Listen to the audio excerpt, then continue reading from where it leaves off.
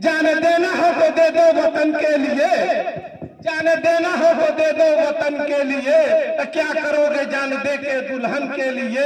इसकी गलियों में मारे फिरे जाओगे, कोई चंदा न देगा कफन के लिए।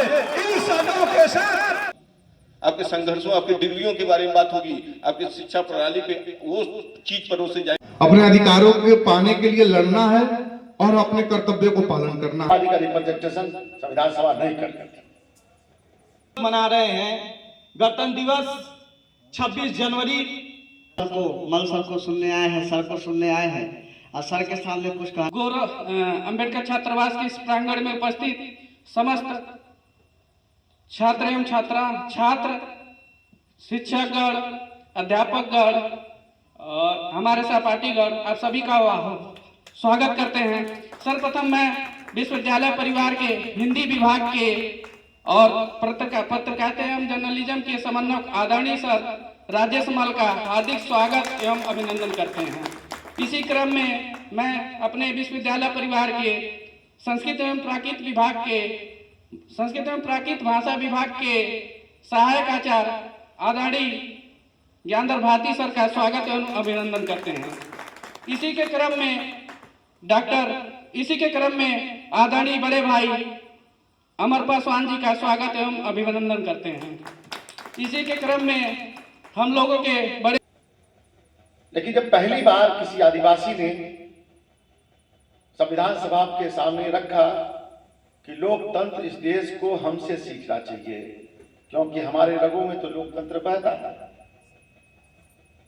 लोकतंत्र के सबसे सच्चे वारिस आदिवासी लोग हैं। आदिवासी जो भारत के मूल निवासी हैं, वो मूल निवासी लोग जो है वो लोकतंत्र में जीना जानते हैं और लोकतंत्र को संचालित करने का सबसे बेहतर रूप उनके पास है। क्योंकि बहुत सारे विचारों का आदान प्रदान आप लोगों के बीच में हुआ, लेकिन मैं सबसे पहले धन्यवाद बाबा साहेब अम्बेडकर जी को करना चाहूँगा कि आज देश की परिस्थितियों में महिलाओं की जो भागीदारी बनी वो बाबा साहब के विचारों के और संघर्षों के बल पे बनी है। उन महिलाओं की तरफ से उनका कोख का एक लाल उनको धन्यवाद करता है कि आप हमारे माताओं और बहनों को जो सम्मान दिए इस भारत में, आज वो जहाज भी चला। बराबर की भागीदारी में, बराबर की कतार में खड़ा होकर के धन्यवाद देना चाहूंगा वीर शहीद भगत सिंह जी को, जो इस देश के युवाओं के लिए ऐसी मिसाल बने। 23 साल की आयु में फांसी के तख्ते को हंसते हंसते चूम लिए। वो हम लोगों के युवाओं के लिए, हम लोगों के जीवन के लिए, हम लोगों के संघर्षों के लिए और भारत को सुंदर और एकत्रित और सशक्त बनाने के लिए उनकी विचारधारा आज हम सारे युवाओं के मन में जुल्म और जाति के खिलाफ करते हैं। तो ये भगत सिंह की प्रेरणा आज भी भारत के कण कण में बसी है। स्वागत करते हैं। सर्वप्रथम मैं विश्वविद्यालय परिवार के हिंदी विभाग के और पत्रकारिता एवं जर्नलिज्म के समन्वयक आदरणीय सर राजेश मल का हार्दिक स्वागत एवं अभिनंदन करते हैं। इसी क्रम में मैं अपने विश्वविद्यालय परिवार के संस्कृत एवं प्राकृत भाषा विभाग के सहायक आचार्य आदरणीय ज्ञानधर भारती सर का स्वागत एवं अभिनंदन करते हैं। इसी के क्रम में आदरणीय बड़े भाई अमर पासवान जी का स्वागत एवं अभिनंदन करते हैं। इसी के क्रम में बुद्ध जी को अपनाया, लेकिन कहीं हमारी आपकी चूक रह गई कि उनके गौरवशाली इतिहास, गौरवशाली परंपरा, मानव मानव एक समान के नारे को कुछ राजनीतिक कारणों के द्वारा बलि दे दी गई। नहीं तो पूरे विश्व से कुशीनगर आपके बगल में है, उस कुशीनगर को विश्व धरोहर के रूप में भारत को, ये आप लोगों के मन में मैं ये विचार डालता हूं कि जापान से लगा के कोरिया से लगाए, लेकिन उसको इतना सुंदरीकरण करना चाहिए कि ये देश आज भी विदेशों में बुद्ध के नाम से जाना जाता है। ये बहुत गौरवशाली इतिहास है। मैं धन्यवाद देना चाहता हूं इस देश के किसानों को कि देश की आजादी के बाद आपका निवाला हमारे पेट में गया। और जब देश आजाद हुआ उसमें पैसे बहुत ज्यादा नहीं थे, अनाज भी नहीं था, लेकिन किसानों ने दिन रात मेहनत करके, और यहाँ की लोकतंत्र व्यवस्था को भी मैं धन्यवाद देना चाहूंगा कि हर विपरीत परिस्थितियों में जूझने की साहस, लड़ने की साहस और हिम्मत और हौसला देने की साहस आज जिस भारत की धरती पे हम खड़े हैं, जिसकी वजह से हम लोगों की पहचान है, सभी लोगों ने अपना योगदान दिया। इन सभी लोगों को साधुवाद है। प्रश्न अब आता है कि भारत की परिकल्पना और भारत को किस तरीके से नवयुवक देखना चाहता है। मेरे गुरुवर खड़े हैं, मैं बहुत ज्यादा लाग लपेट की बात नहीं, क्योंकि जिस धरती पे और जिस स्थान पे मैं खड़ा हूं, ये क्रांतिकारियों ने इतनी लड़ाई लड़ी होगी कि आज आपको कोठरी मिला है। नहीं तो इस शहर में रहता हूं, मैं जानता हूं कि नाम के आगे एक टाइटल पे भी झगड़े हो जाते हैं। लोगों की विचारधारा बदल जाती है, लोगों की सोच बदल जाती है, आपकी शिक्षा प्रणाली पे प्रश्न खड़ा किया जाता है। बहुत दूर तक की बात नहीं करूंगा। मेरे गुरु जन के रूप में आज मंच पे हैं, तो मैं चाहा कि आज गार्जियन के सामने बेटा बोले, और गार्जियन को सुनना पड़ेगा, क्योंकि आपकी बातें हजार लोग सुनते हैं और आप विद्वान हैं, आप ज्ञानी हैं। यही सहजनवा में बहुत दूर नहीं, ये विचार की घटना है। 2 दलित समाज लड़कों को, जिसकी उम्र नाबालिग थे 13 साल, एक 14 साल, मुंह में कपड़ा ठूस करके गला दे दिया गया। ऐसे तमाम उदाहरण हैं इस देश में। गुनहगार मानता हूं मैं, गुनहगार उनको भी मानता हूं जो बाबा साहब अम्बेडकर को मानते हैं, किसी और को नहीं मानते। मैं गुनहगार उनको भी मानता हूं जो इस्लाम को मानते हैं तो हिंदू धर्म को नहीं मानते। मैं गुनहगार उनको भी मानता हूं कि जो टीचर पढ़ाता तो है लेकिन छात्रों में भेद करता था। मैं गुनहगार उनको भी मानता हूं कि जो अमीरी और गरीबी की रेखा को देख करके लोगों के साथ व्यवहार करते थे। गुनहगार हर श्रेणी के लोग हैं, और वो हर श्रेणी के लोग भारत को कमजोर करने पे लगे हुए हैं जो ऐसी मानसिकता रखते थे। शिक्षा व्यवस्था पे मैं बहुत कुछ न बोलते हुए मैं ऐसे शब्दों का प्रयोग जरूर करूंगा। कुछ प्रणाली हमारी इतनी गंदी और बदतर रह गई जिसको देख करके लोग रिसाइले बनते चले गए। मैं आज की आधुनिकता पे भी बात करूंगा कि आज की आधुनिकता पे जहां ज्ञान और शील और एकता की बात होनी चाहिए, शिक्षित रहो, संगठित रहो, संघर्ष करने की बात होनी चाहिए, आज वहां पर एक आवंडर दिखाया जा रहा है। एक आवंडर ऐसा दिखाया जा रहा है कि हर धर्म पर प्रश्न खड़ा किया जा रहा है।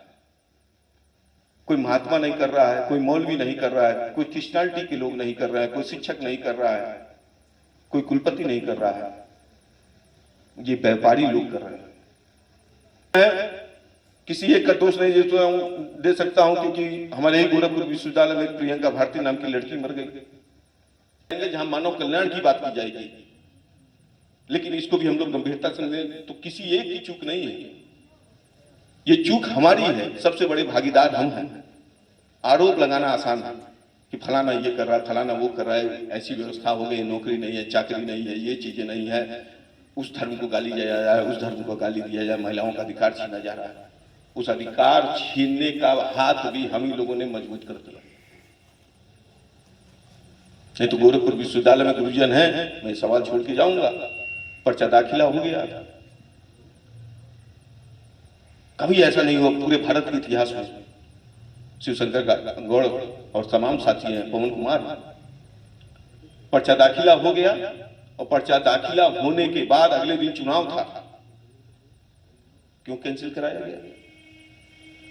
इसलिए मात्र कैंसिल कराया गया कि दलित समाज की बेटी, दलित समाज की लड़की नीला टीका लगा करके गोरखपुर विश्वविद्यालय की अध्यक्ष हो जाएगी, तो कुछ लोगों के दिमाग में यह आया ये कलंक के समान है। क्या कलंक के समान है? पीएचडी करके आई है वो बच्ची। एक बार चुनाव हो गया होता पता चल जाता, और चुनाव होना क्यों जरूरी था? लोग कहते हैं कि अरे भाई आप लोग जातिवाद करते हैं, तो हम ये स्पष्ट करना चाहते हैं, हम तो जातिवाद खत्म करना चाह रहे थे गोरखपुर विश्वविद्यालय से। हर समाज का व्यक्ति जीते, अपने योग्यता के बल पे जाए, आप तो रेस में दौड़ने नहीं दे रहे हैं, और रेस में दौड़ने नहीं दे रहे हैं और उसको बहुत देर बाद दौड़ा भी रहकर फेल हो गया। तो ये सारी चीजें इसलिए आप लोगों के बीच में रखा हूं। ये राजनीति आपके हमारे परिवार से होता है, उसका जन्मभूमि हमारा परिवार है। हम अपने परिवार को सुदृढ़ करें, अपने विचारों को सुदृढ़ करें और परख लें।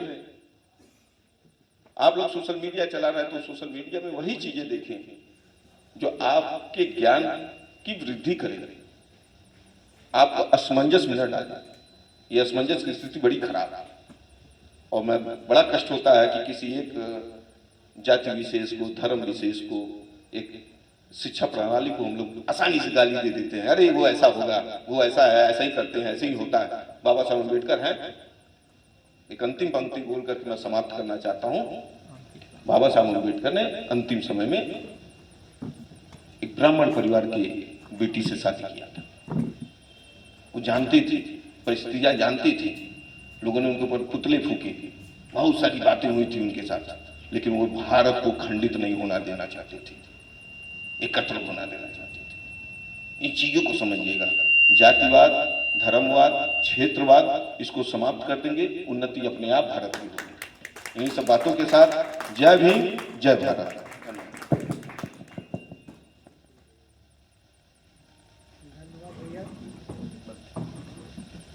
धन्यवाद भैया, आपने अच्छा उद्बोधन दिया। चूंकि अब बिना किसी संचालकी टिप्पणी के बगैर मैं सीधे पूर्व छात्रवासी बड़े भाई एडवोकेट मनोज कुमार जी से चाहूंगा कि अपनी बात को रखें।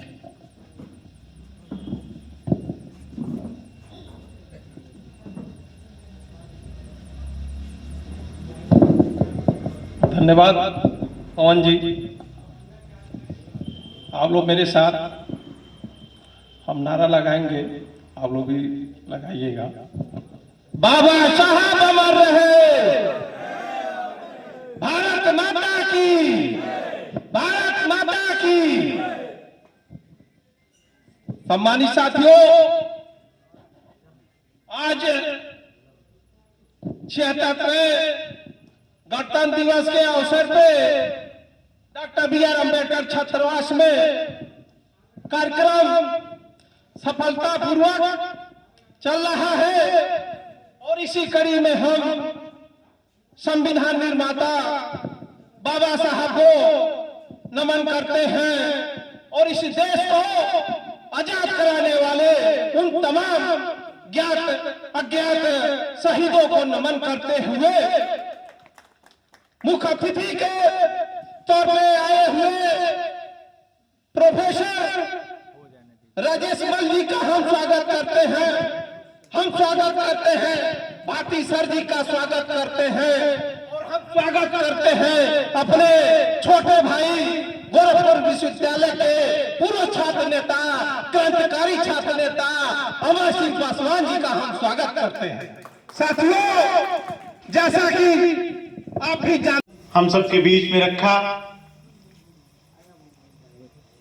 आप सोचिए कि वो जमाना, आप सोचिए, भूखी जनता, नंगी जनता शासन की बनी तमाशा थी।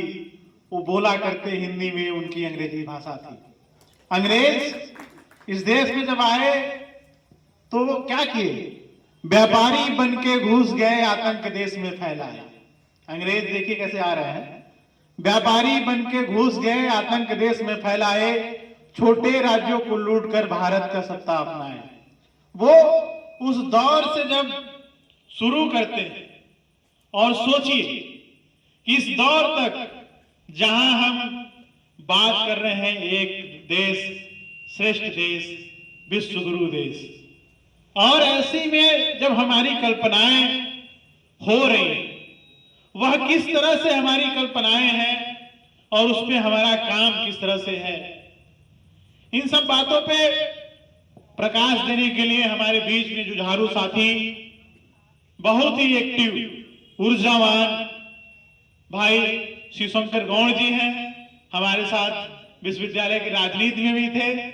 हम लोग एक दूसरे के लिए कट्टरता की भावना रखते थे, जब हमें ज्ञान नहीं था। लेकिन हम जब जान गए कि हमारी ऊर्जा और इनकी ऊर्जा अगर एक साथ मिलेगी तो एक बहुत बड़ा ऊर्जा तैयार करेगी। और हमारी मित्रता इस बात का मिसाल भी प्रस्तुत। हमारे हिस्से की पढ़ाई कौन करेगा? कलम में ताकत आएगी तब तो हम दूसरे का भला कर पाएंगे। हम अपने हिस्से की ईमानदारी कहां से लाएंगे? वो अम्बेडकर नहीं आने वाले, बिरसा मुंडा नहीं आने वाले, माननीय काशीराम साहब अब नहीं आने वाले, महात्मा गांधी नहीं आने वाले। पहले गोरों से लड़े थे, अब इस देश के चोरों से लड़ना पड़ेगा हम लोगों को बचाने के लिए। ये नहीं चाहते, ये चाहते उस परिकल्पना, उस राज्य की परिकल्पना करते हैं जहां लोग चमड़ा छीलने वाले चमड़ा छीले, जहां ताड़ी उतारने वाले केवल ताड़ी उतारे, का बर्तन धोने वाले केवल बर्तन धुले। ये उस परिकल्पना को मानते हैं, लेकिन उस परिकल्पना को बदलना पड़ेगा।